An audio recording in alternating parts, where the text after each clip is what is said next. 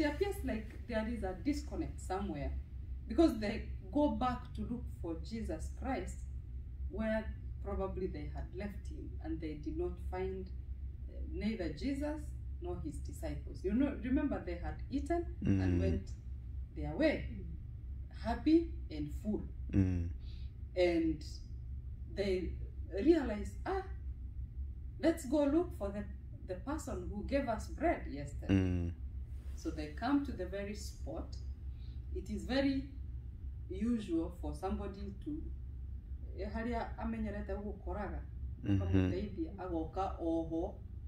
and they are very there are people who follow you for what you have, not who you are. And so this crowd is following Jesus. They had previously eaten bread from him, and they had also seen what he had done, but the concentration so much is not about the signs and the wonders that this Christ had done for them, but they are interested in what they had heard from Jesus. And Jesus tells them,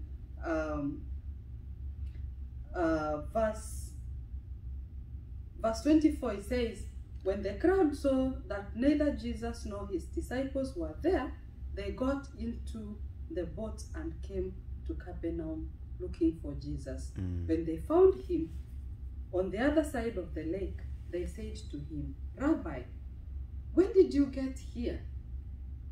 You know, because the expectation is they were to find him where he was the previous day. But they do not know that Jesus had already moved from that other place to another place. He's now across in Capernaum. He has crossed over to the other side. And so when they followed on him, we see the reply that Jesus replies to them. He says, Jesus replied, I assure you that you're not looking for me, that you are looking for me, not because you saw the miraculous signs, but because you ate all the food you wanted. Now, I'm having a funny version. It's not the usual one. This is the common language. You ate all the food you wanted. Do not work for the food that does not last, but for the food that endures for everlasting life. Amen. And this is what I want us to focus today. In our personal life, let's just take life generally.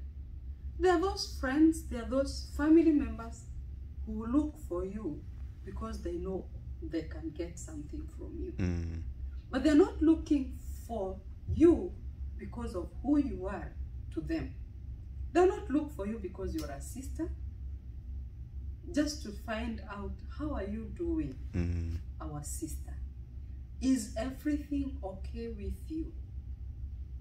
There are people who will generally look for you because, and even some of them, we even know, when you see somebody's phone call, you know, this one wants something. Your instinct will tell you, this one, on normal circumstances, does not call me to even ask me how I'm faring on, but will call and quickly will say, can you give me this and this and this? If you say you do not have, that will probably be the end of the conversation. And even the conversation changes. The life that was in that conversation when the telephone conversation started, we'll start with a very lively conversation. But the moment the person says what they wanted and you say you do not have, the conversation starts going downstream, changing and becoming more and more, you know, and it's no longer lively. It's not any more interesting. There are no laughters, there are no joy. That's because true. You have already said, I do not have. And on the other side, the person is saying, so if you don't have what I'm looking for, there is no point for this conversation. You see? And this is the kind of, in my thinking, I'm thinking that this is the kind of a conversation that these people are beginning to have with Jesus Christ. They're like, Nihaze, how come we went the other side and we didn't find you? How did you get here? How we were looking for you the other side and we were hoping to see you on the other side. How did you come here? And this is a very lively conversation because they are trying to find out, how did you get here? Maybe, probably you do not even have a boat. You and your disciples did not have the means to be this other side. How did you get here? Why did you leave the other side where we are used to finding you and contacting you easily? You know, when you move, where we are able to easily access you. We feel like it's a disappointment on our side when we can no longer access you easily. But anyway, they got into the boat, and that's why they found where Jesus was. And Jesus is telling them, do not work. You're not looking for me because of the miraculous signs that you witnessed, but you're looking for me because of the bread you ate and you are full. Now, begin not to work for the things that are temporal, but begin to work for the things that are eternal. I thank God for the crowd that was there. They kind of, they were not so much like, Ishia, if you're not giving us bread, we have nothing to do with you. We have some that are, they still want to know, okay then, if we shouldn't work for temporal things, what then are we supposed to do? What is this work that you're asking us to do? What kind of work do you want us to do? You know? And when you have people that you want to empower them, most of them, they have skills and they don't know what to do with those skills. It is until you point to them what they need to do, then their senses and their abilities begin to sprout. And this is possibly, and from my previous experience working among people of all social classes, if you go to the very poor, they will tell you they have nothing to do. I have literally nothing that I can do. And I have tried everything that I could and nothing has worked. But then when you begin working with this person, you begin to realize the strength and the skills that this person has. And you tell them, do you know that you are gifted in this way? And if only you could utilize this gift, it could mean something in your life. And that person begins to do and begins to thrive. And this is exactly what Jesus Christ is trying to tell us. Work for those things that are eternal. And this work, he says, you know, it's not like the work that you recommend somebody so that you can do this and get some few dollars, you can do this and get to sustain yourself. But Jesus is focusing not only on the temporal things, but also the eternal things of God. And says, believe then in the one who sent me. If you believe in God, that is enough. Sometimes we might think that believing in God is something out of space. But the believing in God that Jesus requires us to have is that trust like a child. Believing that God is going to do the things that he has promised in my life. Yes. And of course, when he talks about believing in the one that was sent, Jesus is the one who was sent. Paul in Ephesians that we read talks about him who ascended. Okay? And when he ascended, he came to reveal who God is and how we can live a godly life in this troubled world. Because in this world, we can actually work like donkeys. Work and wear and tear ourselves out. But our inner man has not been worked for.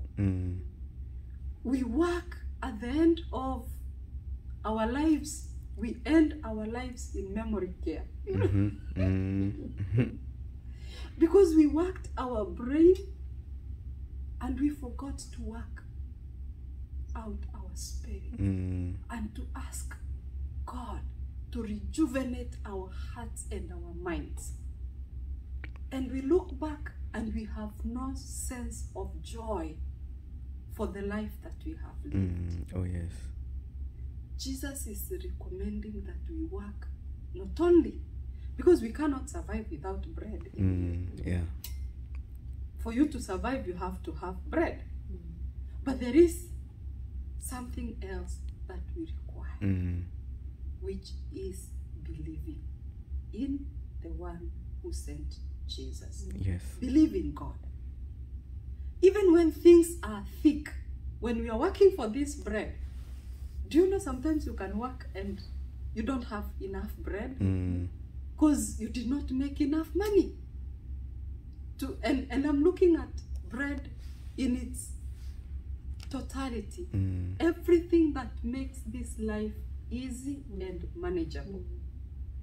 If you don't have rent in this world, you'll be so stressed. You'll be in constant fear of being homeless. Yeah.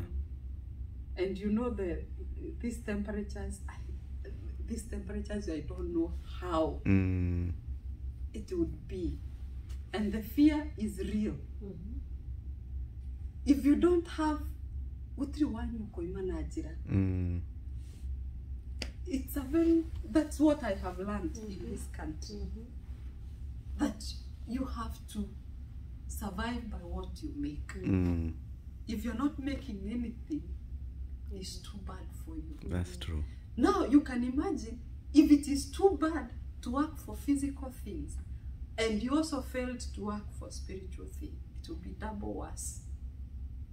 So the word of God today, Jesus is asking us, and I thank God for the crowd that is asking, what must we do in order to accomplish what God requires of us?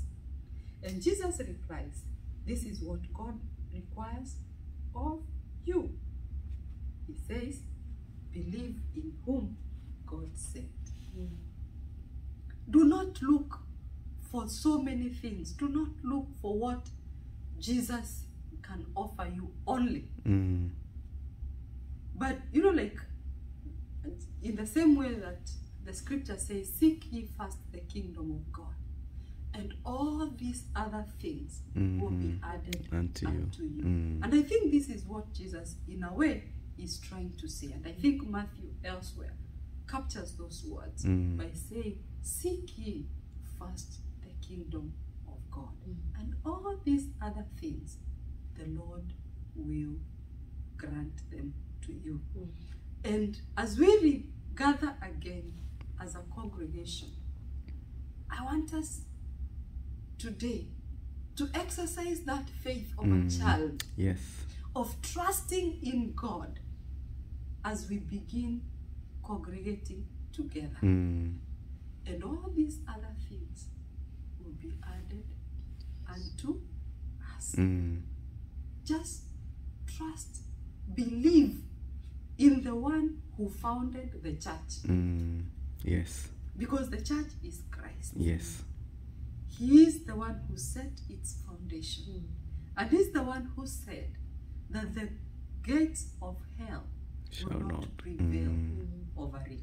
Yes. Trust in him who said those words.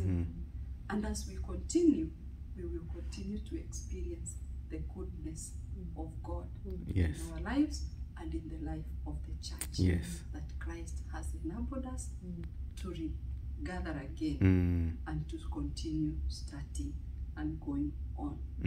We may not seek for so many things, but just to trust in God. Amen. In the name of God the Father, the Son, and the Holy Spirit. Amen. Amen.